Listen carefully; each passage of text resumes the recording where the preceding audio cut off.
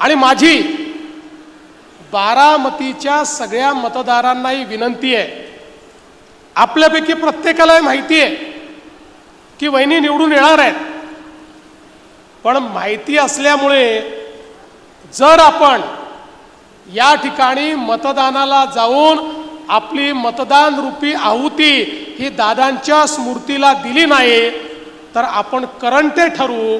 आणि म्हणून जसं रणरणत्या उन्हामध्ये आपण सगळे लोक या ठिकाणी या सांगता सभेकरता उपस्थित झालात, हीच अपेक्षा आहे बारामतीतला एक एक व्यक्ती, माता भगिनी, युवा बंधू सगळे या ठिकाणी 23 तारखेला मतदानाला जातील.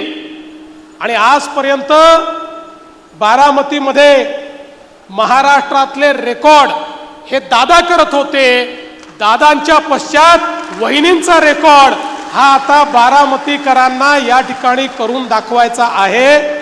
आणि म्हणून ही निवडणूक अत्यंत महत्त्वाची आहे.